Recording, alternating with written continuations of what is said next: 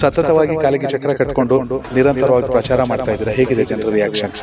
ಯಾಕಂದರೆ ಅವರಿಗೂ ಈ ಹಳೆ ಬೇರು ಹೊಸ ಚಿಗುರಿನಲ್ಲಿ ಜಾಸ್ತಿನೇ ನೀರು ಕೊಡೋಕ್ಕೆ, ಗೊಬ್ಬರ ಕೊಡೋಕ್ಕೆ, ಮತ ಕೊಡೋಕ್ಕೆ ಬರ್ತದೆ. ಸೊ ಈ ಎಲ್ಲ ಪ್ರಚಾರಗಳ ನಡುವೆ ಉಪಚುನಾವಣೆ ಗೆಲ್ಲುವಂತಹ ವಿಶ್ವಾಸ ನಿಮಗೆ ಎಷ್ಟು ಮಟ್ಟಿಗಿದೆ ಅಂತ ಹೇಳಿ? ಈ ಪ್ರಜ್ಞಾವಂತರು ಬೇಕ್ರಿ ಸರ್. ಆಮೇಲೆ ಅದೇ ದೃಷ್ಟಿಯಿಂದ ನನ್ನನ್ನು ನೋಡ್ತಿದ್ದಾರೆ, especially compared to other candidates. ಸಮರ್ಥ ಶಾಮನವರು ದಕ್ಷಿಣ ಚುನಾವಣೆಯಲ್ಲಿ ಯಾಕೆ ಗೆಲ್ಲಬೇಕು, ಜನ ಯಾಕೆ ನಿಮಗೆ ಮತ ಹಾಕಬೇಕು ಅಂತ ಹೇಳಿ ಜನನೇ ನನ್ನ ಹಿಡಿದು ಹೇಳ್ತಾರೆ, ನೋಡಪ್ಪ ಇದು ಅಜ್ಜಾರು ಇಲ್ಲಿ ತನಕ ಈ ಲೆಕ್ಕಕ್ಕೆ ತಂದರೆ ಈಗ ನಿನ್ನ ಕೈನಲ್ಲೇ ನೀನು ಮುಂದುವರಿಬೇಕು. ಎಲ್ಲವೂ ಇದೆ. ಸಮರ್ಥಿಗೆ ಶ್ರೀಮಂತಿಗೆ ಇದೆ, ಒಂದು ಒಳ್ಳೆ ಬ್ಯಾಕ್ಗ್ರೌಂಡ್ ಇದೆ. ಹೀಗೆಲ್ಲ ಇರಬೇಕಾದ್ರೆ ಸಮರ್ಥಿಗೆ ಯಾಕೆ ಈ ರಾಜಕೀಯ ಜನಸೇವೆ ಅನ್ನುವಂಥದ್ದು? ನೀನು ಎಲ್ಲಿಂದ ಬಂದು ಯಾವಾಗ ಹುಟ್ಟಿದ್ದಿ ಅದೆಲ್ಲ ಏನು ಉಪಯೋಗ ಇಲ್ರಿ ಸರ್. ಜನಕ್ಕೆ ಏನು ಬೇಕಂದ್ರೆ ನೀವು ಯಾವ ಲೆಕ್ಕಕ್ಕೆ ಅವ್ರ ಕೆಲಸಗಳು ಮಾಡ್ಕೊಡ್ಬೋದು. ಈ ದೇಶದ ಜನತೆಗೆ ಕನ್ಫ್ಯೂಷನ್, ಯಾರು ವೋಟ್ ಹಾಕಬೇಕು, ರೈಟಿಸ್ಟ್ಗಳ ಪರ ಹೋಗ್ಬೇಕಾ, ಲೆಫ್ಟಿಸ್ಟ್ಗಳ ಪರ ಹೋಗ್ಬೇಕಾ? ನಿಮ್ಮ ಪ್ರಕಾರ ರೈಟ್ ವರ್ಸಸ್ ಲೆಫ್ಟ್, ಇದರ ನಡುವಿನ ಯುದ್ಧ ನೀವೇನಂತೀರಾ? ಸೊ ಇದು ನನ್ನ ಪ್ರಕಾರ ರೈಟು ಲೆಫ್ಟು ಏನು ಅಲ್ರಿ ಸರ್, ಬರೀ ರೈಟ್ ಐತಿ, ರಾಂಗ್. ದಕ್ಷಿಣ ಕ್ಷೇತ್ರ ಇಷ್ಟು ವರ್ಷ ಕೂಡ ಶಾಮಿ ಫ್ಯಾಮಿಲಿ ಇದ್ರು ಕೂಡ ಅಲ್ಲಿ ಒಂದು ಒಳ್ಳೆ ಹಾಸ್ಪಿಟಲ್ ಇಲ್ಲ, ಒಂದು ಎಜುಕೇಶನ್ ಸಿಸ್ಟಮ್ ಇಲ್ಲ ಅಂತ ಒಂದು ಆರೋಪ ಇದೆ. ಪರಿಹಾರ ಏನಂದರೆ ಇದಕ್ಕೆ PHCಗಳನ್ನು ಸ್ಟ್ರೆಂಥನ್ ಮಾಡಿ, ವುಮೆನ್ಸ್ ಆ್ಯಂಡ್ ಚಿಲ್ಡ್ರನ್ಸ್ ಹಾಸ್ಪಿಟಲ್ ಪಕ್ಕನೇ ಒಂದು ದಾವಣಗೆರೆ ಸೆಂಟ್ರ್ನಲ್ಲಿ ಒಂದು ಹಾಸ್ಪಿಟಲ್ ಕಟ್ಬೋದು. ನೀವು ಡೇ ಒನ್ನಿಂದಲೂ ಕೂಡ ಬರಿಗಾಲಲ್ಲಿ ಜನರನ್ನ ಭೇಟಿ ಆಗ್ತಿದ್ದೀರಿ. ಸೊ ಈ ಬಗ್ಗೆನೂ ಕೂಡ ಒಂದಷ್ಟು ವಿಚಾರಗಳು, ಅಂದ್ರೆ ನೀವು ಈ ರೀತಿ ಬರಿಗಾಲಲ್ಲಿ ಜನರನ್ನ ಭೇಟಿ ಆಗ್ತಿರೋ ಬಗ್ಗೆ ತುಂಬಾ ಪ್ರಶಂಸೆ ಒಂದ್ ಕಡೆ ವ್ಯಕ್ತವಾಗ್ತಿದ್ರು ಕೂಡ, ಇನ್ನೊಂದು ಕಡೆ ಬೇರೆ ರೀತಿಯಲ್ಲೂ ಕೂಡ ವ್ಯಾಖ್ಯಾನವನ್ನ ಮಾಡಲಾಗ್ತದೆ. ನಾನು ನಮ್ಮ ಅಜ್ಜರ್ ಮೊಮ್ಮಗ ಸರ್. ಸೊ ಇದು ದಿವ್ಯ ಭಕ್ತಿ ಭಾಳ ಇದೆ ಸರ್. ಈ ಗ್ಯಾರಂಟಿ ಯೋಜನೆಗಳಿಂದ ಕರ್ನಾಟಕ ರಾಜ್ಯದ ಜನತೆ ಹೆಚ್ಚು ಕಡಿಮೆ ಈ ಸರ್ಕಾರ 5 ಲಕ್ಷ ಕೋಟಿ ಸಾಲವನ್ನ ಅನುಭವಿಸ್ತಾ ಇದೆ ಅಂತ ಬಿಜೆಪಿಗರು ಟೀಕೆ ಮಾಡ್ತಾರೆ. ಇಂಥ ಪ್ರಶ್ನೆ ಅವರು ಸ್ವಂತ ಕೇಳಬೇಕು. 200 ಲಕ್ಷ ಕೋಟಿ ಸಾಲ, ಆಮೇಲೆ ನಮ್ದು 5 ಲಕ್ಷದ ಕೋಟಿ ಬಗ್ಗೆ ಮಾತಾಡ್ತಾರೆ. ಸಮರ್ಥ ಶಾಮನವರಿಗೆ ದಕ್ಷಿಣ ಕ್ಷೇತ್ರ ಟಿಕೆಟ್ ಸಿಗಲಿಕ್ಕೆ ಅನುಕಂಪನ ಪ್ರತಿಷ್ಠಾನ ಕಾರಣ ಏನು, ಯಾವ ಕಾರಣದಿಂದ ಟಿಕೆಟ್ ಸಿಗ್ತದೆ ನಿಮಗೆ ಅಂತ ಹೇಳಿ? ಆ ಡಿಸಿಷನ್ ಏನು ಲೋಕಲ್ ಲೆವೆಲ್ನಲ್ಲಿ ಗ್ರಾಸ್ ರೂಟ್ಸ್ ಲೆವೆಲ್ನಲ್ಲಿ ಆಗ್ತದೆ ಸರ್, ಅದನ್ನೇ ಮುಂದುವರಿಯೋದು. ಯಾಕಂದರೆ ಹಂಗೆ ಗೆಲ್ಲೋದು. ನಮಸ್ಕಾರ ವೀಕ್ಷಕರೇ, ಕರ್ನಾಟಕದ ಡಿಜಿಟಲ್ ಮಾಧ್ಯಮ ಇತಿಹಾಸದಲ್ಲೇ ಹೊಸ ಪ್ರಯತ್ನ. ಮೊದಲ ಬಾರಿಗೆ ರಾಜ್ಯದ ಬೇರೆ ಬೇರೆ ಜಿಲ್ಲೆಗಳ ಹಿರಿಯ ಪತ್ರಕರ್ತರು ಸೇರಿ ದಾವಣಗೆರೆ ದಕ್ಷಿಣ ಉಪಚುನಾವಣೆಯನ್ನು ಕವರ್ ಮಾಡ್ತಾ ಇದ್ದೀವಿ. ಇವತ್ತು ನಮಗೆ ಖುಷಿ ವಿಚಾರ, ಸೂರ್ಯ ಮುಳುಗಿದ್ರು ಕೂಡ ಕಾಂಗ್ರೆಸ್ನ ಪ್ರಚಾರದ ಬೆಳಕು ಇನ್ನೂ ಕಡಿಮೆ ಆಗಿಲ್ಲ. ಕಾಂಗ್ರೆಸ್ನ ಅಭ್ಯರ್ಥಿ ಆಗಿರುವಂಥ ಸಮರ್ಥ ಶಾಮನೂರ್ ಅವ್ರ ಜೊತೆ ನಾವಿದ್ದೀವಿ, ಅವ್ರನ್ನೇ ಮಾತಾಡ್ಸ್ತಾ ಹೋಗೋಣ. Sir, welcome to our show. Sir, ಮೊದಲನೇದಾಗಿ ಸತತವಾಗಿ ಕಾಲಿಗೆ ಚಕ್ರ ಕಟ್ಕೊಂಡು ನಿರಂತರವಾಗಿ ಪ್ರಚಾರ ಮಾಡ್ತಾ ಇದ್ದೀರಾ, ಹೇಗಿದೆ ಜನರ ರಿಯಾಕ್ಷನ್? ಭಾಳ ಚೆನ್ನಾಗೈತ್ರಿ ಸರ್. ಯಾಕಂದರೆ ನಾವು ಈಗ ಜಾಸ್ತಿ ಗ್ರಾಮ ಪಂಚಾಯತಿ ಸ್ಟೈಲ್ ಎಲೆಕ್ಷನ್ ನಡೆಸ್ತಿದ್ದೀವಿ. ಜನ ಹೇಳ್ತಾರೆ ಹಂಗೆ ಮಾಡಿದ್ರೆ ಎಲ್ಲ ಕಡೆ ಮುಟ್ಟಕ್ಕಾಗಲ್ಲ ಅಂತ. ಬಟ್ ನಾನು ಒಪ್ಪಲ್ಲ. ನನಗೇನು ಅನ್ಸ್ತತಿ, ಏನು ಎಫೆಕ್ಟಿವ್ ಆಯ್ತಂದರೆ ಜನದ ಮನೆಗೆ ಹೋಗೋದು, ಅವ್ರ ಜೊತೆ ಏನಾರ ಒಂದು ಲೋಟ ನೀರು, ಚಾಯ್, ಕಾಫಿ, ಮಜ್ಜಿಗೆ ಕುಡಿಯೋದು. ಆಮೇಲೆ ಹಂಗೆ ಮಾಡಿದ್ರೇ ಒಂದು ನಿಮಿಷ ಒಬ್ರೊಬ್ರಿಗೆ ಕೊಟ್ಟರೆ ಅವರು ಓಪನ್ ಅಪ್ ಆಗ್ತಾರೆ. ಆಮೇಲೆ ಹೇಳ್ತಾರೆ ಅವ್ರದ್ದು ಬೇಡಿಕೆಗಳು ಏನಿದ್ದಾವೆ, ಸಮಸ್ಯೆಗಳು ಏನಿದ್ದಾವೆ. ಆಮೇಲೆ ಅದೇ ನಮ್ಮ ಕರ್ತವ್ಯ ಬಿಡ್ರಿ MLA ಆಗಿ. ಅದು ಹೆಂಗೆ ಇದನ್ನು ಫಸ್ಟ್ ಅರ್ಧ ಪೋರ್ಷನ್ನೇ ಈ ಸಮಸ್ಯೆ ಏನೈತಿ, ಬೇಡಿಕೆ ಏನೈತಿ ಅಂತ ಕಂಡು ಹಿಡಿಯೋದ್ರಿ. ಅದಾದಮೇಲೆ ನಾವು ಪರಿಹಾರ ಹುಡ್ಕೋಬೋದು, ಆಮೇಲೆ ಸಾಮರ್ಥ್ಯ ಒಂದು ಉತ್ತರ ಕೊಡ್ಬೋದು ಅದಕ್ಕೆ. ಸೊ ಭಾಳ ಚೆನ್ನಾಗೈತ್ರಿ ಸರ್. ಆಮೇಲೆ ನನಗೇನು ಅನಿಸ್ತು, ಫಸ್ಟು ಕಾರ್ಯಕರ್ತರೇ ಜಾಸ್ತಿ ನಮ್ಮ ಜೊತೆ ಅಡ್ಡಾಡ್ತಿರ್ತಾರೆ. ಆಮೇಲೆ ನಮ್ಮ ಕಾಂಗ್ರೆಸ್ ಸಪೋರ್ಟರ್ಸೇ ನಮ್ಮ ಹೊರಗೆ ಬರ್ತಾರೆ. ಬಟ್ ಈ ಬಹಿರಂಗ ಪ್ರಚಾರ ಮಾಡೋಕ್ಕಾರ ಎಲ್ಲ ವರ್ಗದ ಜನ, ಆಮೇಲೆ ಭಾಳ ಜನ ಯಾರು ನಮ್ಮ MLA ಎಲೆಕ್ಷನ್, MP ಎಲೆಕ್ಷನಲ್ಲಿ ನೋಡಿದ್ದೆ BJP ಫೇವರ್ನಲ್ಲಿದ್ದರು, ಅವರು ಹೊರಗೆ ಬರ್ತಿದ್ದಾರೆ. ಯಾಕಂದರೆ ಅವರಿಗೂ ಈ ಹಳೆ ಬೇರು ಹೊಸ ಚಿಗುರಿನಲ್ಲಿ ಜಾಸ್ತಿನೇ ನೀರು ಕೊಡೋಕ್ಕೆ, ಗೊಬ್ಬರ ಕೊಡೋಕ್ಕೆ, ಮತ ಕೊಡೋಕ್ಕೆ ಬರ್ತಿದ್ದಾರೆ ಸರ್. ಸರ್, ಮುಖ್ಯವಾಗಿ ರಾಜಕೀಯ ಅಂದರೆ 3 ವಿಚಾರಗಳಲ್ಲಿ ನಡೆಯುತ್ತೆ: ಸಂಘಟನೆ, ಸೇವೆ ಮತ್ತು ಸಿದ್ಧಾಂತ. ಸಂಘಟನೆ ಮತ್ತು ಸೇವೆ ವಿಚಾರದಲ್ಲಿ ನಿಮ್ಮ ಕುಟುಂಬ ಪ್ರಶ್ನಾತೀತ. ಆದರೆ ಸಿದ್ಧಾಂತ ಅಂತ ಬಂದಾಗ ಯಾವ ಸಿದ್ಧಾಂತವನ್ನು ಇಟ್ಕೊಂಡು ಜನರ ಮುಂದೆ ಹೋಗ್ತಾ ಇದ್ದೀರಾ? ನನಗೇನು ಅನ್ಸ್ತತ್ರಿ ಸರ್, ಸೇವೆನೇ ಒಂದು ಸಿದ್ಧಾಂತ ಹಂಗೆ ಐತೆ. ಯಾಕಂದರೆ ಈಗ ಸೇವೆ ಯಾಕೆ ಅಷ್ಟು ಪವಿತ್ರವಾಗಿರ್ತದಂದರೆ ಸರ್, ಈಗ ಮುಖ್ಯವಾಗಿ ನೀವು ಈ ಪೂರ್ತಿ ಜಿಲ್ಲೆ ಅಡ್ಡಾಡಿದ್ರೆ, ನಾವು ಅಡ್ಡಾಡೋಕ್ಕಾರ ಇದು ಆಶ್ಚರ್ಯನೇ ಆಗಿಬಿಡ್ತೈತಿ. ಅದು ಶಾಮನೂರು ಶಿವಶಂಕರಪ್ಪರು ಇಷ್ಟಕ್ಕೊಂದು ಕೆಲಸಗಳು ಮಾಡ್ಯಾರೆ, ಇಷ್ಟಕ್ಕೊಂದು ದಾನ ಕೊಟ್ಟಾರೆ, ದೇವಸ್ಥಾನಗಳಿಗಿರಲಿ, ಮಸೀದಿಗಳಿಗಿರಲಿ. ನಮಗೆ ಅಷ್ಟು ಬೆರಳೇ ಇರಲ್ಲ ಲೆಕ್ಕಾಚಾರ ಹಾಕೋಕ್ಕೆ. ಕಂಪ್ಯೂಟರು ಆಗ್ತತಾ ಇಲ್ಲ ಅಂತ ನನಗೆ ಪೂರ್ತಿ ವಿಶ್ವಾಸ ಇಲ್ಲ. ಅದು ಆ ಸೇವೆ ಏನೈತಲ್ರಿ ಸರ್, ಅದು ಎಷ್ಟು ಪವಿತ್ರ ಸೇವೆ. ಯಾಕಂದರೆ ಅವರು ಈ ಎಡಗೈಯಿಂದ ಕೊಡ್ತಾರೆ, ಬಲಗೈ ಗೊತ್ತಿರಲ್ಲ. ಅದೇ ಸೇವೆದ ಧರ್ಮ. ಆಮೇಲೆ ಅದೇ ನಮ್ಮ ಅಜ್ಜಾರು, ನಮ್ಮ ಅಪ್ಪಾಜಿ, ನಮ್ಮಮ್ಮ, ನಾನು ಮುಂದುವಹಿಸ್ತಿರೋದು. ಆಮೇಲೆ ಅದೇ ಗುರುತಿಸ್ತಿದ್ದಾರೆ ರೀ ಜನ. ಯಾಕಂದರೆ ಸೇವೆ ಮಾಡೋರು ಬೇಕು ರಾಜನೀತಿ ಮಾಡೋರು ಬೇಕಿಲ್ಲ, ಹೂ-ಹಾ ಮಾಡೋರು ಬೇಕಿಲ್ಲ, ಗಲಾಟೆ ಮಾಡೋರು ಬೇಕಿಲ್ಲ, ಜನ ಸೇವೆ ಮಾಡೋರು ಬೇಕು. ಆಮೇಲೆ ಇದು ಸ್ಪಷ್ಟವಾಗಿ ಎಲ್ಲ ಜನಕ್ಕೆ ಯಾವಾಗ ಕಾಣ್ತಂದರೆ ಕೊರೋನಾ ಸಮಯನಲ್ಲಿ ಸರ್. ಯಾಕಂದರೆ ಕೊರೋನಾ ಸಮಯದಲ್ಲಿ ಎಲ್ಲರಿಗೂ ಭಾಳ ಕಷ್ಟನೇ ಆಗ್ತಿತ್ತು, ಭಾಳ ಹೆದರಿಕೆನಲ್ಲಿದ್ದರು. ಆದರೆ ಆವಾಗ ಇದು ನೀವು ಬೇರೆ ದೇಶಗಳನ್ನಲ್ಲೂ ನೋಡಿದ್ರೂ ಒಂದು ಎಪಿಡೆಮಿಕ್ ಪ್ರೋಟೋಕಾಲ್ ಹಂಗೆ ಇರ್ತೈತಿ.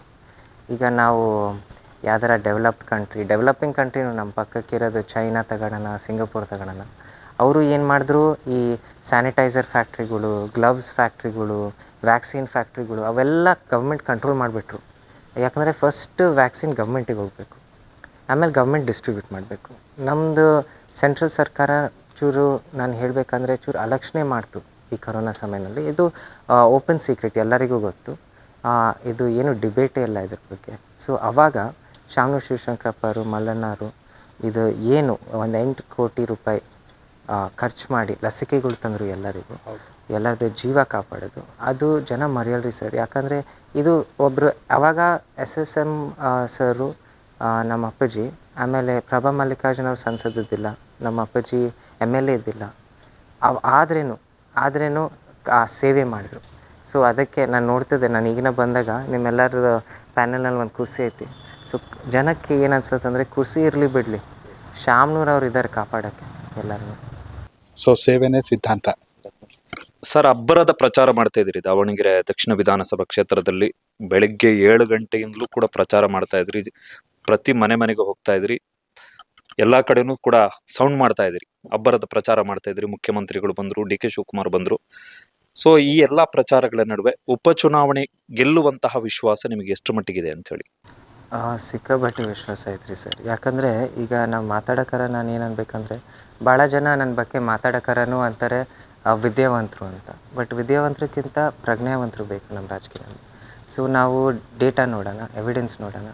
ಈಗ ನಮ್ಮ 3 ಬೈ ಎಲೆಕ್ಷನ್ಸ್ ಏನಾದರೂ ಇದ್ರ ಮುಂಚೆ, ಶಿಗ್ಗಾಂವ್ ಇರಲಿ, ಚನ್ನಪಟ್ಟಣ ಇರಲಿ, ಇದು ಯಾವಾರ ಎಕ್ಸಾಂಪಲ್ ತಗೊಂಡ್ರೂ ಕಾಂಗ್ರೆಸ್ಸು ಒಂದು ದೊಡ್ಡ ಮಾರ್ಜಿನಿಂದಾನೇ ಗೆದ್ದರು ಸರ್. ಸೊ ಅದು ಜನನೇ ಸಾಕ್ಷಿ ಮಾಡಿದ್ರು, ಅದು ಯಾರು ಗವರ್ನ್ ಮಾಡ್ತಿದ್ದಾರೆ ಅವ್ರು ಗವರ್ನ್ ಮಾಡ್ಕೊತ ಇರಬೇಕು ಅಂತ. ಸೊ ಒಂದು ಲಿಟ್ಮಸ್ ಟೆಸ್ಟ್ ಹಂಗೆ ಸರ್. ಸೊ ಅದು ಭಾಳ ಪ್ರಾಮಿಸಿಂಗು. ಅದು ಗ್ಯಾರಂಟಿ ಸ್ಕೀಮ್ಸ್ ವರ್ಕ್ ಆಗ್ತಿದ್ದಾವೆ, ನಮ್ಮ ಸರ್ಕಾರ ಏನೇನು ಕೆಲಸಗಳು ಮಾಡ್ತಿದ್ದಾವೆ, ವರ್ಕ್ ಆಗ್ತಿದ್ದಾವೆ ಅಂತ ಒಂದು ಸೀಲ್ ಆಫ್ ಅಪ್ರೂವಲ್ ಜನ ಕಡೆಯಿಂದ. ಆಮೇಲೆ ಈ ಲೋಕಸಭಾ ಎಲೆಕ್ಷನ್ನಲ್ಲೂ ನೋಡಿದ್ರೆ ಕಾಂಗ್ರೆಸ್ ಭಾಳ ಚೆನ್ನಾಗೇ ಪರ್ಫಾರ್ಮ್ ಮಾಡ್ತು, ಎಸ್ಪೆಷಲಿ ನಮ್ಮ ಕಾನ್ಸ್ಟಿಟ್ಯೂನ್ಸಿ. ಯಾವುದು ಐ ಥಿಂಕ್ ಒಂದು 5 ಟರ್ಮ್ಸ್ BJP MP ಇದ್ದರು. ಸೊ ನಮ್ಮ ಅಮ್ಮರು ಒಂದು 27,000 ವೋಟ್ಸಿಂದ ಲೀಡಿಂದ ಗೆದ್ದರು ಸರ್. ಸೊ ಅದೇ ಈ ಪ್ರಜ್ಞಾವಂತರು ಬೇಕ್ರಿ ಸರ್. ಆಮೇಲೆ ಅದೇ ದೃಷ್ಟಿಯಿಂದ ನನ್ನನ್ನು ನೋಡ್ತಿದ್ದಾರೆ, especially compared to other candidates. So ಅದೇ ಜನಕ್ಕೆ ಅಪೀಲ್ ಆಗ್ತಾಯಿದ್ರಿ ಸರ್. ಆಮೇಲೆ ಅದಕ್ಕಿಂತ ಮುಖ್ಯವಾಗಿ ಭಾಳ ಜನ ಇರ್ತಾರೆ, ಇದು ವ್ಯಕ್ತಿನೂ ಇಂಪಾರ್ಟೆಂಟು, ಅದೇ ಭಾಳ ಜನ ಪಕ್ಷನೂ ನೋಡ್ತಾರೆ ರೀ ಸರ್. ಅದು ಸತ್ಯನೇ, ಭಾಳ ಜನ ಪಕ್ಷ ನೋಡಿ ವೋಟ್ ಹಾಕ್ತಾರೆ. ಆಮೇಲೆ ನಮ್ಮ ಕಾಂಗ್ರೆಸ್ ಪಕ್ಷ ಮಾಡಿರೋ ಕೆಲಸಗಳು ಸರ್, ಈ 5 ಗ್ಯಾರಂಟೀಸು, ಶಕ್ತಿ ಕವಚು 100ಕ್ಕೆ 100 ಸತ್ಯ. ಈ 5 ಗ್ಯಾರಂಟಿ ಯೋಜನೆಗಳು ತಗೊಂಡ್ರೆ ಅದರಲ್ಲಿನೂ ಭಾಳ ಜನಕ್ಕೆ ಜೀವನನ ಅನುಕೂಲ ಮಾಡ್ತಾರೆ, ಬಡವರು ಸೇವೆ ಮಾಡ್ತಾರೆ. ಆಮೇಲೆ ಈ ಕಾಂಗ್ರೆಸ್ ಪಕ್ಷ ಅಂದರೆ ಸರ್, ಎಸ್ಪೆಷಲಿ ನಮ್ಮ ಈ ದಾವಣಗೆರೆ ದಕ್ಷಿಣ ಏನೈತಲ್ರಿ ಸರ್, ನೀವು ನೋಡಿರ್ತೀರ, ಇದು ಎಸ್ಪೆಷಲಿ ನ್ಯೂಸ್ನಲ್ಲಿ ಜಾತಿ ಲೆಕ್ಕಾಚಾರ ಭಾಳ ಮಾಡ್ತಾರೆ ಎಲೆಕ್ಷನ್ಸ್ ಬಗ್ಗೆ ಮಾತಾಡೋಕ್ಕಾರ. ಸೊ ಅದು ಮಾಡಿದಾಗೂ ನಿಮಗೆ ಕಾಣ್ತೈತಿ, ಅದು ನಮ್ಮ ದಾವಣಗೆರೆ ದಕ್ಷಿಣ ಭಾಳ ಡೈವರ್ಸ್ ಕಾನ್ಸ್ಟಿಟ್ಯೂನ್ಸಿ. ಆಮೇಲೆ ಅವರಿಗೆ ಯಾರು MLA ಬೇಕಂದರೆ ಎಲ್ಲರನ್ನ ಸ್ಪಂದಿಸೋ MLA ಬೇಕ್ರಿ ಸರ್. ಆಮೇಲೆ ನಾನೀಗ ವಿಪಕ್ಷನಲ್ಲಿ ನೋಡಿದಾಗ ಅದು ಎಲ್ಲರನ್ನ ಸ್ಪಂದಿಸೋ ಶಕ್ತಿ ನನಗೆ ಕಾಣ್ತಿಲ್ಲ ರೀ ಸರ್. ಆಮೇಲೆ ಎಲ್ಲ ಮತದಾರರಿಗೂ ಕಾಣ್ತಿಲ್ಲ ಅದು.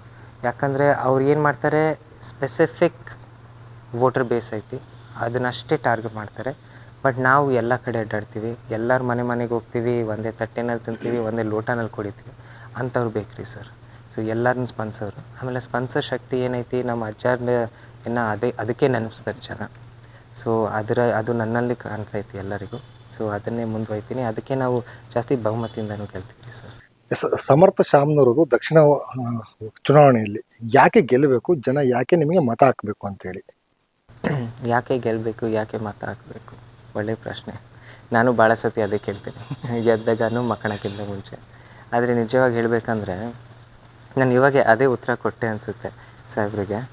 ಬಟ್ ಅದಕ್ಕಿಂತ ಮುಖ್ಯವಾಗಿ ನಾವೀಗ ಅಡ್ಡಾಡ್ತಿದ್ದೀವಲ್ರಿ ಸರ್, ಈಗ ಇದು ಬೈ ಎಲೆಕ್ಷನ್ನು. ಸೊ ಸಿಕ್ಕಾಬಟ್ಟೆ ಕೆಲಸಗಳು ಹಾಕ್ತಿದ್ವು. ಈಗ ಇವತ್ತು ಗ್ರಾಮ ಪ್ರದೇಶಕ್ಕೆ ಹೋದ್ವಿ, ಒಂದು ದೇವಸ್ಥಾನ ಸಿಕ್ತು, ಅದು ಕಟ್ಟಡ ಎಲ್ಲ ಮುಗ್ದೈತಿ, ಪೇಂಟಿಂಗ್ ಬಾಕಿ ಐತಿ, ಗ್ರಾನೈಟ್ ವರ್ಕ್ ಬಾಕಿ ಐತಿ. ಇದು ಆಂಜನೇಯನ ದೇವಸ್ಥಾನ. ಆಮೇಲೆ ಜನನೇ ನನ್ನ ಹಿಡ್ದು ಹೇಳ್ತಾರೆ, ನೋಡಪ್ಪ ಇದು ಅಜ್ಜಾರು ಇಲ್ಲಿ ತನಕ ಈ ಲೆಕ್ಕಕ್ಕೆ ತಂದರೆ, ಈಗ ನಿನ್ನ ಕೈನಲ್ಲೇ ಐತೆ, ನೀನು ಮುಂದುವಯ್ಬೇಕು. ಆಮೇಲೆ ನನಗೆ ಸೌಭಾಗ್ಯ ಆ್ಯಕ್ಚುಲಿ ಹೇಳ್ಬೇಕಂದ್ರೆ, ಜನ ಅನ್ಕೊಂತಾರೆ ಅದು ಎಲೆಕ್ಷನ್ ಅಂದರೆ ಸ್ಟ್ರೆಸ್ಸು, ಎಲೆಕ್ಷನ್ ಅಂದರೆ ಬರೀ ಚಿಂತೆಗಳು, ಹಿಂಗಾಗ್ಬೋದು ಹಂಗಾಗ್ಬೋದು. ಬಟ್ ಇದು ನಿಜ ಒಂದು ಸಾಧನೆ ಆಗಿಬಿಟ್ಟೈತಿ. ನಮ್ಮ ಅಜ್ಜ ಸಾಧನೆ ಏನಿತ್ತು ಅದನ್ನು ಮುಂದುವಯ್ಯಂಗೆ ಆಗಿಬಿಟ್ಟೈತಿ. ನನಗೂ ಗೊತ್ತಿರಲಿಲ್ಲ ನನಗೆ. ಸೊ ಇದೆಲ್ಲ ಕೆಲಸಗಳು ಚಿಕ್ಕವಿರಲಿ ದೊಡ್ಡವಿರಲಿ ಜನ ಅದೇ ಅಪೇಕ್ಷಿಸ್ತಾರೆ. ಅದು ನಾನು ಫಿಟ್ ಕ್ಯಾಂಡಿಡೇಟ್ ಅದನ್ನು ಮುಂದುವಯ್ಯೋಕ್ಕೆ. ಸರ್ ನಮಸ್ತೆ. ಈಗ ಆಲ್ರೆಡಿ ಸಮರ್ಥ ಶಾಮನೂರು ರಾಜಕೀಯಕ್ಕೆ ಬರ್ತಾರೆ ಅನ್ನೋಕ್ಕೂ ಒಂದು ಲೇಬಲ್ ಆಗಿಬಿಟ್ಟಿದೆ. ಎಲ್ಲವೂ ಇದೆ ಸಮರ್ಥಿಗೆ, ಶ್ರೀಮಂತಿಕೆ ಇದೆ, ಒಂದು ಒಳ್ಳೆ ಬ್ಯಾಕ್ಗ್ರೌಂಡ್ ಇದೆ. ಹೀಗೆಲ್ಲ ಇರಬೇಕಾದ್ರೆ ಸಮರ್ಥಿಗೆ ಯಾಕೆ ಈ ರಾಜಕೀಯ ಜನಸೇವೆ ಅನ್ನುವಂಥದ್ದು? ಸೊ ಇದ್ರ ಬಗ್ಗೆ ಏನು ಹೇಳ್ಬೋದು ಅನ್ನೋಂಥದ್ದು ಸರ್? ಇಲ್ರಿ, ಅದು ನಿಜ ಹೇಳ್ಬೇಕಂದ್ರೆ ಈ ಪ್ರಭುತ್ವ ಏನಿರ್ತೈತಲ್ರಿ ಸರ್, ಇದು ಕಿಚ್ಚಾಡೋರು ಗೆಲ್ವಲ್ಲ, ಕಿಚ್ಚಾಡೋರು ಇರಲೂಬಾರ್ದು. ಇದು ಸಮರ್ಥ ವ್ಯಕ್ತಿ ನನ್ನ ಕಣ್ಣಲ್ಲಿ ಯಾರಂದರೆ ಯಾರು ಕೇಳ್ತಾರೆ, ಲಿಸನಿಂಗ್ ಸ್ಕಿಲ್ ಇರಬೇಕು ಸರ್. ಆಮೇಲೆ ಐ ಥಿಂಕ್ ವ್ಯೂವರ್ಸು ನೋಡ್ತಿದ್ದಾರೆ ಯಾರು ಬೇರೆ ಬೇರೆ ಕ್ಯಾಂಡಿಡೇಟ್ಸ್ ಇದ್ದಾರೆ, ಅವ್ರದ್ದು ಅಡ್ಡಾಡೋ ರೀತಿ ನೀತಿ, ಅವ್ರು ಮಾತಾಡೋ ರೀತಿ ನೀತಿ. ಆಮೇಲೆ ಅವರಿಗೂ ಸ್ಪಷ್ಟವಾಗಿ ಕಾಣ್ತೈತಿ ಅದು ಯಾವ್ದಾರ ಕ್ಯಾಂಡಿಡೇಟ್ ಜೊತೆ ಒಂದು 2 ನಿಮಿಷ ಚಾಯ್ ಅಂಗಡಿ ಹೊರಗೆ ಕೂತ್ಕೊಂಡು ಆರಾಮಾಗಿ ಮಾತಾಡ್ಬೋದಂದರೆ ನಾನು, ಯಾವ್ದಾರ ಕ್ಯಾಂಡಿಡೇಟಿಗೆ ತಟ್ಬೋದಂದ್ರೂ ನಾನು. ಸೊ ಅಷ್ಟು ಫ್ರೀಡಮ್ ಅನುಭವಿಸ್ತಾರೆ ಜನ ನನಗೆ ಸಿಕ್ಕಿದಾಗ. ಅದು ಏನೆಲ್ಲ ಐತಿ ಕಷ್ಟಗಳು ಹೊರಗೆ ತೆಗಿಯೋಂಗೆ. ಸೊ ಅದು ಭಾಳ ಮುಖ್ಯ ಸರ್. ನಾನು ಫಸ್ಟಿಗೆ ಅಂದಂಗೆ ಅರ್ಧ ಇಕ್ವೇಷನ್ನೇ ಸಮಸ್ಯೆನ ಪರಿಚಯ ಪಡ್ಕೊಳೋದು, ಆಮೇಲೆ ಅದಕ್ಕೆ ಜನಸಂಪರ್ಕ ಇಟ್ಕೊಳೋದು ಭಾಳ ಮುಖ್ಯ ಸರ್. ಆಮೇಲೆ ನಾವು ಎಲ್ಲರೂ ನೋಡ್ತಿದ್ದಾರೆ, ನಾವು ಅಷ್ಟು ಅಡ್ಡಾಡೋದು ಆಕ್ಸೆಸಿಬಲ್ ಇರೋದು ಬೇರೆ ಕ್ಯಾಂಡಿಡೇಟ್ಸ್ನಲ್ಲಿ ಕಾಣ್ತಿದ್ವಿ ಸರ್. ನೀವು ನಮ್ಮ ಬ್ಯಾಕ್ಗ್ರೌಂಡ್ ನೋಡಬೇಡ್ರಿ ಸರ್, ನಮ್ಮ ಪ್ರಾಮಾಣಿಕತೆ ನೋಡಿರಿ. ಅದಕ್ಕೆ ಜನನೂ ಅದೇ ದೃಷ್ಟಿನಲ್ಲಿ ಅಡ್ಡಾಡ್ತಾರೆ.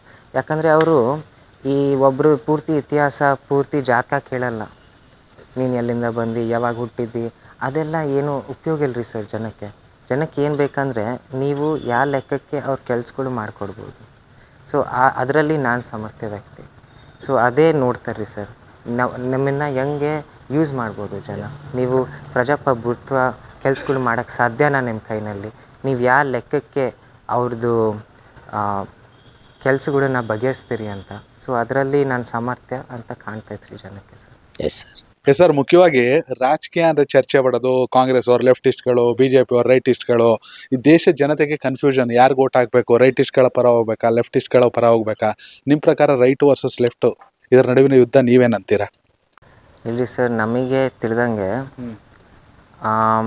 ನೀವು ಇದು ಒಂದು ವರ್ಡ್ ಕೇಳಿರ್ಬೋದು, ಅತಿ ಬುದ್ಧಿವಂತಿಕೆ. ಓಕೆ, ಚೂರು ಅದೇ ಆಗ್ಬಿಡ್ತೈತಿ. ಬಿಕಾಸ್ ನಾವು ಚೂರು ಈ ಪೊಲಿಟಿಕಲ್ ಸೈನ್ಸ್ ಎಲ್ಲ ಓದಾಗ ಈ ರೈಟ್ ಲೆಫ್ಟ್ ಪೂರ್ತಿ ಸ್ಪೆಕ್ಟ್ರಮ್ ಇರ್ತೈತಿ. ಒಂದು ಮೂಲೆಯಲ್ಲಿ ಡಿಕ್ಟೇಟರ್ಶಿಪ್ ಇರ್ತೈತಿ, ಮತ್ತು ಸೋಷಲಿಸಮ್ ಇರ್ತೈತಿ, ಡೆಮೊಕ್ರಾಟಿಕ್ ಸೋಷಲಿಸಮ್ ಇರ್ತೈತಿ, ಅಥಾರಿಟೇರಿಯನಿಸಮ್ ಇರ್ತೈತಿ, ಪಾಪ್ಯುಲಿಸಮ್ ಇರ್ತೈತಿ. ಇವೆಲ್ಲ ಭಾಳನೇ ತಲೆ ಕೆಡಿಸೋ ವಿಚಾರಗಳು. ಹೌದು. ಆಮೇಲೆ ಅದು ಪ್ರಜಾಪ್ರಭುತ್ವ ಇಲ್ಲ. ಯಾಕಂದರೆ ಜನಕ್ಕೆ ಈ ರೈಟ್ ಲೆಫ್ಟ್ ಏನೂ ಬೇಡ್ರಿ ಸರ್. ಜನ ಮತ ಹಾಕಕ್ಕಾರ ಏನು ನೋಡ್ತಾರಂದರೆ ಅದೇ ನಾನು ಹೇಳ್ದಂಗೆ ಈ ಕೆಲ್ಸಗಳು, ಅವ್ರ ಬೇಡಿಕೆಗಳು ಮುಂದುವಯ್ಯೋರು ಯಾರು ಅಂತ. ಸೊ ಅದೇ ಮುಖ್ಯ ಸರ್. ಈ ಮೂಲಭೂತ ಸೌಲಭ್ಯಗಳು, ಅವ್ರ ಮಕ್ಕಳಿಗೆ ಒಳ್ಳೆ ಶಾಲೆಗಳು ಸಿಗ್ತಾವ, ಅವರ ಮಕ್ಕಳಿಗೆ ಮುಂದೆ ಎಂಪ್ಲಾಯ್ಮೆಂಟ್ ಸಿಗ್ತದ, ಅವ್ರಿಗೆ ಕೆಲ್ಸಗಳು ಸಿಗ್ತಾವ, ಅವರಿಗೆ ಯಾವ ಯೋಜನೆಗಳಿಗೆ ಅವ್ರ ಆರೋಗ್ಯ ಕಾಪಾಡ್ಬೋದು ಮುಂದೆ, ಅಂಥವೇ ಹುಡುಕ್ತಾರೆ ಜನ.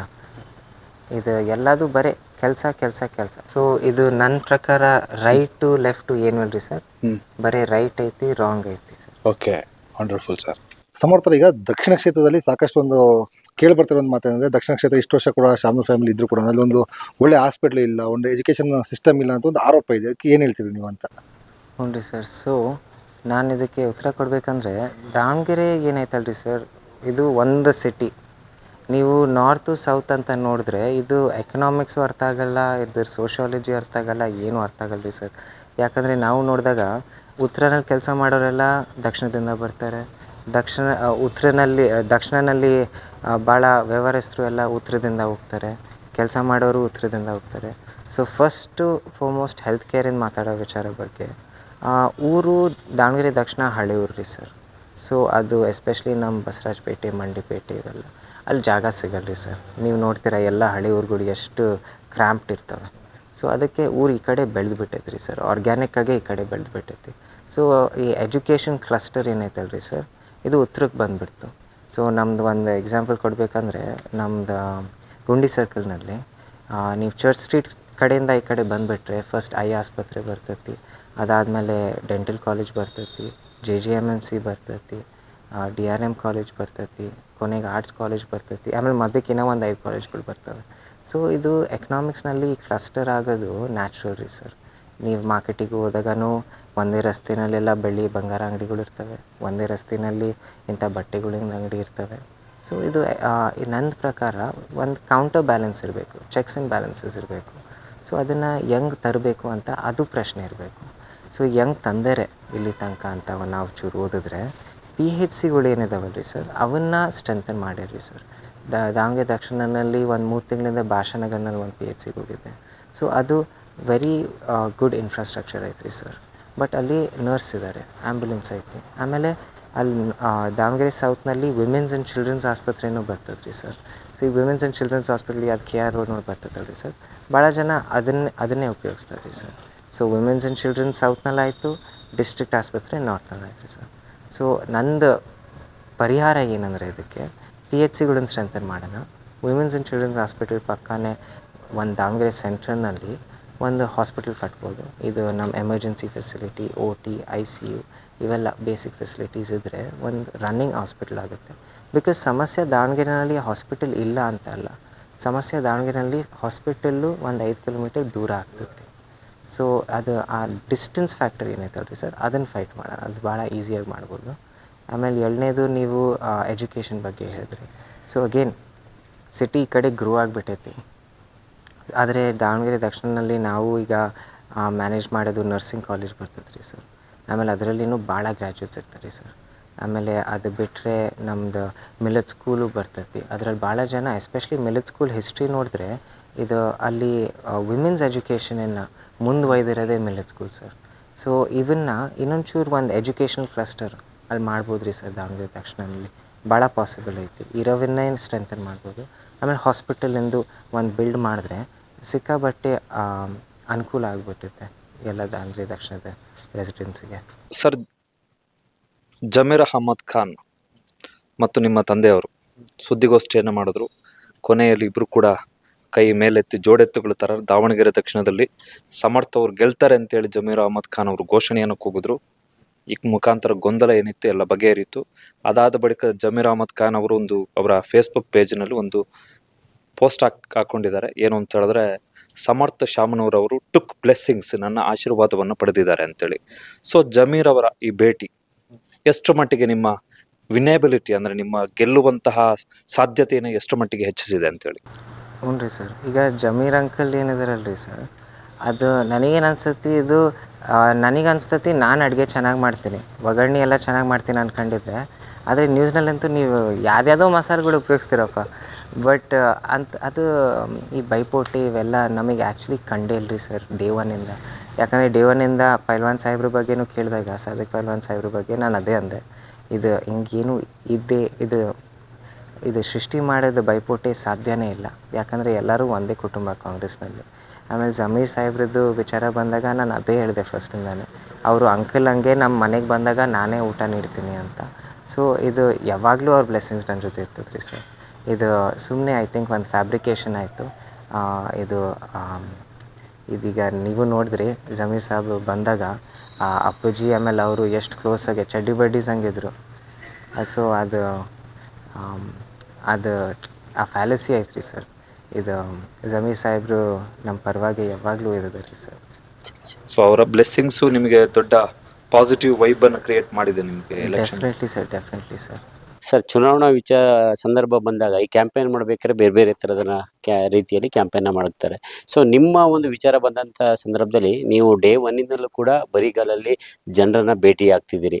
ಸೊ ಈ ಬಗ್ಗೆನೂ ಕೂಡ ಒಂದಷ್ಟು ವಿಚಾರಗಳು ಅಂದರೆ ನೀವು ಈ ರೀತಿ ಬರಿಗಾಲಲ್ಲಿ ಹೋಗಿ ಜನರನ್ನ ಭೇಟಿ ಆಗ್ತಿರೋ ಬಗ್ಗೆ ತುಂಬ ಪ್ರಶಂಸೆ ಒಂದು ಕಡೆ ವ್ಯಕ್ತವಾಗ್ತಿದ್ರು ಕೂಡ, ಇನ್ನೊಂದು ಕಡೆ ಬೇರೆ ರೀತಿಯಲ್ಲೂ ಕೂಡ ವ್ಯಾಖ್ಯಾನವನ್ನು ಮಾಡಲಾಗ್ತಿದೆ. ಸೊ ಏನಕ್ಕೆ ಈ ನಿರ್ಧಾರವನ್ನು ಕೈಗೊಂಡ್ರಿ ಅನ್ನುವಂಥದ್ದು ಸರ್? ಸರ್ ಇಲ್ಲ, ಈಗ ನಾನು ನಮ್ಮ ಅಜ್ಜರ ಮೊಮ್ಮಗ ಸರ್. ಸೊ ಇದು ದಿವ್ಯ ಭಕ್ತಿ ಭಾಳ ಐತ್ರಿ ಸರ್. ಸೊ ಅದು ಒಂದು ನಮ್ಮದು ಏನು ಸಂಸ್ಕಾರನಲ್ಲಿ ಐತಂದರೆ, ಯಾವಾಗಾರ ಯಾವ್ದಾರ ಪರೀಕ್ಷೆ ಇದ್ದಾಗ ಚೂರು ಭಗವಂತ ಮೇಲೆ ಬಾರಿ ಬಿಡ್ಬೇಕ್ರಿ ಸರ್. ಈ ತಪಸ್ಸಿನ ಮುಖಾಂತರನಾರ ಬಿಡಬೇಕು, ಹೆಂಗಾರ ಭಗವಂತನ ನೆನೆಸ್ಕೊಂತ ಇರಬೇಕು. ಸೊ ಇದು ಪ್ರತಿ ಹೆಜ್ಜೆನಲ್ಲಿ ಭಗವಂತ ನಮ್ಮ ಜೊತೆ ಇದ್ದಾರೆ ಅಂತ. ಕಷ್ಟ ಆಗ್ತೈತಿ, ಬಿಸಿಲು ನಿಮಗೆ ಗೊತ್ತು, ನೀವೇ ಅಂತೀರಿ ನ್ಯೂಸ್ ಅವರೇ, ಎಲೆಕ್ಷನ್ ಕಾವು ಬೇಸಿಗೆ ಕಾವು ಅದಕ್ಕೆ ಜೋಡಿಸ್ರಿ. ಆದರೆ ಮುಖ್ಯವಾಗಿ ನಾನು ಏನು ಹೇಳ್ಬೇಕಂದ್ರೆ, ಇದು ಎಲ್ಲರೂ ಭಗವಂತನ ಜೊತೆ ಒಂದು ಪರ್ಸ್ನಲ್ ರಿಲೇಷನ್ಶಿಪ್ ಇಟ್ಕೊಂತಾರೆ ರೀ ಸರ್. ಈ ಅರ್ಕೆ ಮಾಡೋದು, ಮನ್ನತ್ ಮಾಡೋದು ಇದೆಲ್ಲ ಪರ್ಸ್ನಲ್ಲು. ಇದಕ್ಕೆ ಆಮೇಲೆ ಇದೇನಾಗ್ತೈತಿ, ಈ ಜನ್ರೇಷನಲ್ಲಿ, ಈ ಕಲಿಯುಗನಲ್ಲಿ ಎಲ್ಲದಕ್ಕೂ ಒಪಿನಿಯನ್ ಇಟ್ಕೋಬೇಕು ಜನ. ಎಲ್ಲದಕ್ಕೂ ಒಪಿನಿಯನ್ ಇಟ್ಕೊಳ್ಳೋದು ಅನಿವಾರ್ಯಕ್ಕಿಲ್ಲ. ಸೊ ಇದು ಒಳ್ಳೆಯದಾರ ಇರಲಿ ಕೆಟ್ಟದಾರ ಇರಲಿ ನಿಮ್ಮದು ಒಪಿನಿಯನ್ಸು, ಬಟ್ ಇದು ನಂದು ಆಮೇಲೆ ಭಗವಂತರ ಮಧ್ಯ. ಇದರಲ್ಲಿ ಬೇರೆಯವ್ರು ಯಾರಿಗೂ ಸ್ಥಾನ ಇಲ್ಲ, ಆಮೇಲೆ ಸ್ಥಾನ ಇರಲೂಬಾರ್ದು. ಅಂದರೆ ಇದ್ರ ಬಗ್ಗೆ ಜಾಸ್ತಿ ವ್ಯಾಖ್ಯಾನ ಮಾಡೋದು ಬೇಡ್ರಿ ಸರ್, ಭಾಳ ಅಂಥವೇ ಇದ್ದಾವೆ. ಇದ್ರ ಬಗ್ಗೆ ಯಾಕೆ ಮಾಡೋಣ? ಇವ್ರು ಕೇಳ್ದಂಗೆ ಆಸ್ಪತ್ರೆಗಳ ಬಗ್ಗೆ ಮಾತಾಡೋಣ, ಸ್ಕೂಲ್ಗಳ ಬಗ್ಗೆ ಮಾತಾಡೋಣ, ಮೂಲಭೂತ ಸೌಲಭ್ಯಗಳ ಬಗ್ಗೆ ಮಾತಾಡೋಣ. ಇವು ಬರೀ ಡಿಸ್ಟ್ರಾಕ್ಷನ್ಸ್ ರೀ ಸರ್. ಆಮೇಲೆ ಯಾರ ಇದ್ರ ವಿರುದ್ಧ ಮಾತಾಡ್ತಿದ್ದಾರೆ ಅಂದರೆ ಇದು BJP IT ಸಲ್ಲೇ ಇರ್ತದೆ ರೀ ಸರ್. ಡೆಫಿನೆಟ್ಲಿ. ಇದು ಉಪಚುನಾವಣೆ. 2023ರ ಸರ್ಕಾರ ಬಂದಿರೋದೇ ಗ್ಯಾರಂಟಿಗಳ ಮೇಲೆ ಜನರಿಗೆ ಆಮಿಷವನ್ನು ಒಡ್ಡಿ ಅನ್ನೋದು ಬಿಜೆಪಿಗರ ಆರೋಪ. ಈ ಗ್ಯಾರಂಟಿ ಯೋಜನೆಗಳಿಂದ ಕರ್ನಾಟಕ ರಾಜ್ಯದ ಜನತೆ ಹೆಚ್ಚು ಕಡಿಮೆ ಈ ಸರ್ಕಾರ 5 ಲಕ್ಷ ಕೋಟಿ ಸಾಲವನ್ನ ಅನುಭವಿಸ್ತಾ ಇದೆ ಅಂತ ಬಿಜೆಪಿಗರು ಟೀಕೆ ಮಾಡ್ತಾರೆ. ನಿಜಕ್ಕೂ ಗ್ಯಾರಂಟಿಯಿಂದ ಜನಕ್ಕೆ ಹೆಲ್ಪ್ ಆಗ್ತಿದ್ಯಾ ಅಥವಾ ರಾಜ್ಯ ಸಾಲದಲ್ಲಿ ಮುಳುಗ್ತಾ ಇದೆಯಾ? ಇಲ್ರಿ ಸರ್, ಈಗ ನಾವು ನೋಡಿದ್ರೆ BJP ಅವ್ರದ್ದು 200 ಲಕ್ಷ ಕೋಟಿ ಸಾಲ ಐತ್ರಿ ಸರ್. ದೇಶ ನಡೆಸೋ ಜವಾಬ್ದಾರಿ ಅವ್ರದ್ದು. ಇಂಥ ಪ್ರಶ್ನೆ ಅವರು ಸ್ವಂತ ಕೇಳಬೇಕು. 200 ಲಕ್ಷ ಕೋಟಿ ಸಾಲ, ಆಮೇಲೆ ನಮ್ದು 5 ಲಕ್ಷದ ಕೋಟಿ ಬಗ್ಗೆ ಮಾತಾಡ್ತಿದ್ದಾರೆ. ಆಮೇಲೆ ಸಿದ್ದರಾಮಯ್ಯ ಸಾಹೇಬ್ರೂ ಇದ್ರ ಬಗ್ಗೆ ಒಳ್ಳೆ ಟಿಪ್ಪಣಿ ಕೊಟ್ಟರು. ಇದು GDP ಫಿಗರ್ಸ್ ಪ್ರಕಾರ. ಆಮೇಲೆ ಸಾಲ ಅಂದಾಗ ಎಸ್ಪೆಷಲಿ ಎಕನಾಮಿಕ್ಸ್ ಸ್ಟೂಡೆಂಟ್ಸ್ ನಾನು, ಸಾಲ ಒಳ್ಳೆಯದೇ, ಸಾಲ ಹಿಡ್ಕೋಬೇಕು. ಸಾಲ ಗ್ರೋತಿಗೆ ಮುಖ್ಯ. ಚೂರು ಸಾಲ ಇದ್ದಾಗ ಅದು ಗ್ರೋತನ್ನು ಎನ್ಕರೇಜ್ ಮಾಡ್ತದೆ, ಅದಕ್ಕೆ ಉಪಯೋಗಿಸ್ತಿರೋದು. ಆಮೇಲೆ ನಮ್ಮದು 5 ಗ್ಯಾರಂಟಿಗಳು ಏನಿದಾವಲ್ಲ ರೀ ಸರ್, ಇದು ಯೂನಿವರ್ಸಲ್ ಬೇಸಿಕ್ ಇನ್ಕಮ್ ಆಗ್ತದೆ, ಇದು ವೆಲ್ತ್ ರೀಡಿಸ್ಟ್ರಿಬ್ಯೂಷನ್ ಆಗ್ತದೆ. ಸೊ ಇದು ಯಾರ ಕೈನಲ್ಲಿ ಸಿಗ್ತದಲ್ಲ ರೀ ಸರ್, ಇವರು ಪೇಚೆಕ್ ಟು ಪೇಚೆಕ್ ಜನ.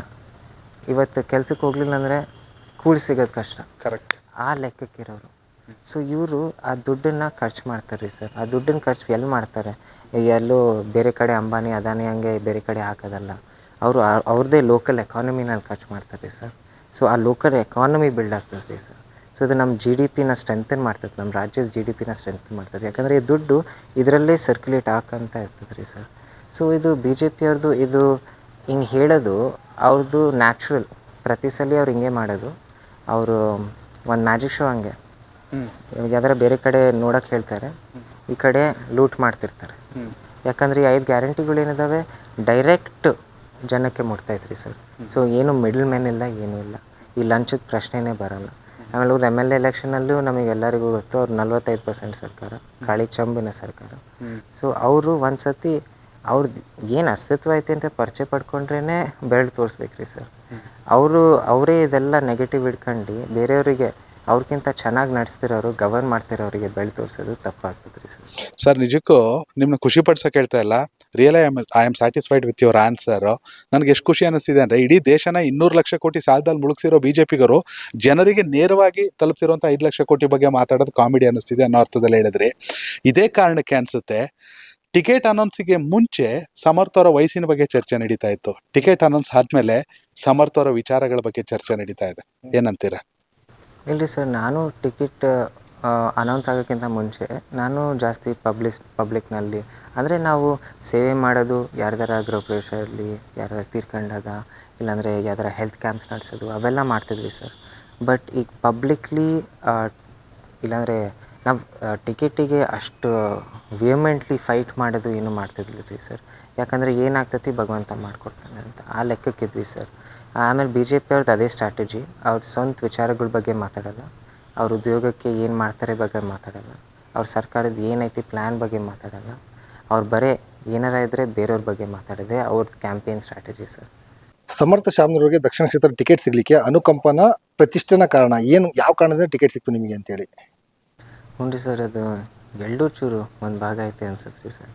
ಯಾಕಂದರೆ ಒಂದನೇದು ಏನಂದರೆ, ಈಗ ಹೈಕಮಾಂಡ್ ಡಿಸಿಷನ್ ಎಲ್ಲ ಪಾರ್ಟಿಗಳ್ನಲ್ಲಿ ನ್ಯಾಷನಲ್ ಪಾರ್ಟೀಸ್ನಲ್ಲಿ ತಗೊಂತಾರೆ ರೀ ಸರ್. ಬಟ್ ಈ ಯಾವ ಆಧಾರ ಮೇಲೆ ತಗೊಂತಾರೆ ಇವರು? ಇದು ಪಾರ್ಟಿ ಲೋಕಲ್ ಕಾರ್ಯಕರ್ತರು ಆಮೇಲೆ ಲೋಕಲ್ ಲೀಡರ್ಸ್ ಅವ್ರ ಸಲಹೆ ತಗೋಬೇಕು ರೀ ಸರ್. ಇಲ್ಲಾಂದರೆ ಎಲೆಕ್ಷನ್ ಗೆಲ್ಲಕ್ಕೆ ಸಾಧ್ಯನೇ ಇಲ್ಲ ರೀ ಸರ್. ಯಾಕಂದರೆ ಎಲೆಕ್ಷನ್ ಗೆಲ್ಸೋರೇ ಇವರು ನಮ್ಮ ಕಾರ್ಯಕರ್ತರು. ಸೊ ಅವ್ರ ಕಾರ್ಯಕರ್ತರನ್ನೇ ಕಂಡಿಡಿದ್ರು. ಅದು ಒಬ್ಬರು ಕ್ಯಾಂಡಿಡೇಟ್ ಬೇಕು, ಯಾಕಂದರೆ ಭಾಳ ಆಸ್ಪಿರೆನ್ಸ್ ಇದ್ರು ಸರ್. ಒಬ್ಬರು ಕ್ಯಾಂಡಿಡೇಟ್ ಬೇಕು ಯಾರು ಎಲ್ಲರನ್ನ ಜೋಡಿಸ್ಕೊಂಡು ಮುಂದುವರಿಯೋರು. ಆಮೇಲೆ ಅದಕ್ಕಿಂತ ಮುಖ್ಯವಾಗಿ ಇದು ಆಚಾರ್ ತೀರ್ಕೊಂಡ್ರಲ್ರಿ ಸರ್, ಇದು ಬೈ ಎಲೆಕ್ಷನ್, ಅದು ಒಂದು ಎಲ್ಲರೂ ಚೂರು ಅರ್ಥ ಮಾಡ್ಕೋಬೇಕು. ಯಾಕಂದರೆ ಇದು ಬೈ ಎಲೆಕ್ಷನ್ ಅಂತಲೇ ನಮ್ಮನ್ನು ಫೀಲ್ಡ್ ಮಾಡಿರಿ ಸರ್.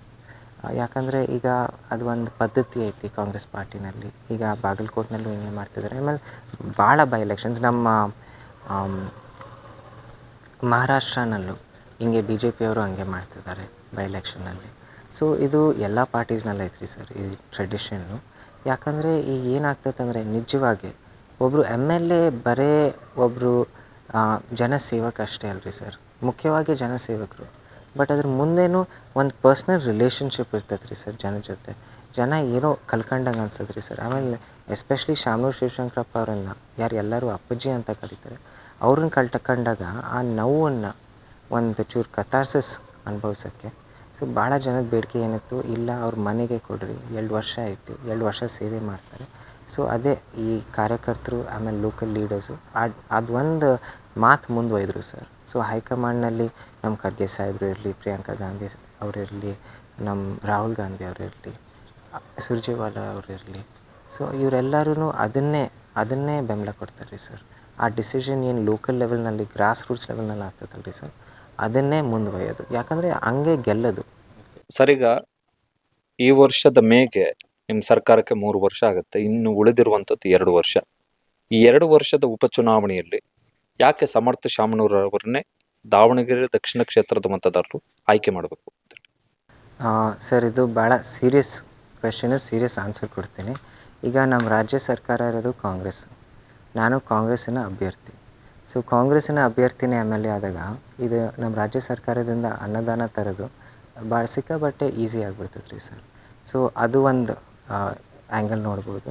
ಆಮೇಲೆ ಅದಕ್ಕಿಂತ ಮುಖ್ಯವಾಗಿ ನಿಜ ಹೇಳಬೇಕಂದ್ರೆ, ನಾವು ಎಲೆಕ್ಷನ್ಗಿಂತ ಮುಂಚೆನೇ 100 ಕೋಟಿ ತಂದೀವಿ ರೀ ಸರ್. ಸೊ ಅದರಲ್ಲೇ ಸಮರ್ಥ ಅಂದಾಗ ಬರೀ ಶಕ್ತಿ ಅಲ್ಲ, ಸಮರ್ಥ ಅಂದರೆ ಕೇಪಬಿಲಿಟಿ. ಸೊ ನನ್ನ ಕೇಪಬಿಲಿಟಿ ನೋಡಿರಿ ಅದರಲ್ಲಿ, ಆ ಮುಖಾಂತರನಲ್ಲಿ. ಆಮೇಲೆ ಮುಖ್ಯವಾಗಿ ಹೇಳ್ಬೇಕಂದ್ರೆ ಸರ್, ಇದು ಎಷ್ಟು ಹೇಳಿದ್ರೇನು ನಾನು ಕಮ್ಮಿ ಹೇಳ್ದಂಗೆ ಅನಿಸ್ತೈತಿ. ದಯವಿಟ್ಟು ನಾನು ಇದು ಬೇಡಿಕೆ ಎಲ್ಲರೂ ವ್ಯೂವರ್ಸಿಗೂ ಇದು ಅರ್ಥ ಮಾಡ್ಕೊಳ್ರಿ ಅಂತ. ಇದು ಜನಸಂಪರ್ಕ, ಇದು ಒಂದು ಶಂಕರಾಚಾರ್ಯರಿಂದ ದಯವಿಟ್ಟು ಎಲ್ಲರೂ ಕಲಿಬೇಕು. ಹಾಂ ಹ್ಞೂ ರೀ. ಈ ಜನಸಂಪರ್ಕ ಏನು ಅಪ್ಪಾಜಿ ಇಟ್ಕೊಂತಿದ್ರಲ್ರಿ ಸರ್, ಅದಕ್ಕೆ ಅವ್ರು ಇಷ್ಟೊಂದು ಟರ್ಮ್ಸ್ ಎಮ್ ಎಲ್ ಎ ಆಗಿದ್ರು. ಇಷ್ಟೊಂದು ಟರ್ಮ್ಸ್ ಯಾಕಂದರೆ ಅವರು ಯಾರು ಇರಲಿ ಬಂದು ಕಾಣ್ತಿದ್ರು, ಅವ್ರಿಗೆ ಸಮಸ್ಯೆಗಳನ್ನ ತಕ್ಷಣ ಬಗೆಹರಿಸ್ತಿದ್ರು. ಸೊ ಆ ಲೆಕ್ಕಕ್ಕೆ ಇರ್ಬೇಕು ರೀ ಸರ್ ಒಬ್ಬರು ಎಮ್ ಎಲ್ ಎ. ಮುಖ್ಯವಾಗಿ ಜನಸಂಪರ್ಕ ಇಟ್ಕೊಳ್ಳೋದು. ಆಮೇಲೆ ಅದು ಕಾಣ್ತೈತೆ ನನ್ನಲ್ಲಿನೂ, especially compare to other candidates. ಯಾಕಂದರೆ ನಾವು ಅದು ಗ್ರಾಮ ಪಂಚಾಯತಿ ಸ್ಟೈಲ್ ಎಲೆಕ್ಷನ್ ಮಾಡೋ ಹುಡುಗ, ಬರೀ ಕಾಲು ಅಡ್ಡಾಡೋ ಹುಡುಗ, ಗಲ್ಲಿ ಅಡ್ಡಾಡ್ಬಿಡ್ತಾನೆ, ಎಲ್ಲರ ಜೊತೆ ಕೂತ್ಕೊತಾನೆ, ಎಲ್ಲರ ಮನೆಯಲ್ಲಿ ಹೋಗಿ ನೀರು ಕುಡಿತಾನೆ. ಹಿಂಗಿರ್ಬೇಕು ರೀ ಸರ್ ಒಬ್ಬರು ಎಮ್ ಎಲ್ ಎ ಅಂದರೆ. ಎಲ್ಲರ ಜೊತೆ ಹೋಗೋದು, ಅವ್ರು ಏನು ನಮ್ಮ ಮನೆಗೆ ಬರೋದು ಅದು ಬೇಡ, ನಾವು ನಿಮ್ಮ ಮನೆಗೆ ಹೋಗ್ತೀನಿ, ನೀವು ಹೋಳಿಗೆ ಊಟ ಹಿಡ್ಕೊಂಡಿದ್ರೆ ಇನ್ನೂ ಚೆನ್ನಾಗಿ ಬಂದು ನಿಮ್ಮ ಜೊತೆ ಊಟನೂ ಮಾಡಿಬಿಡ್ತೀನಿ. ಸೊ ಅದು ಜನಸಂಪರ್ಕ ಏನೈತೆ ರೀ ಸರ್, ಆ ಒಂದು ಕ್ಯಾರೆಕ್ಟರಿಸ್ಟಿಕ್ ನೋಡೇ ನನ್ನನ್ನು ಗೆಲ್ಲಿಸ್ತಾರೆ ಅಂತ ನನಗೆ ಜಾಸ್ತಿ ಬಹುಮತಿಯಿಂದ ನಂಬಿಕೆ ಐತ್ರಿ ಸರ್.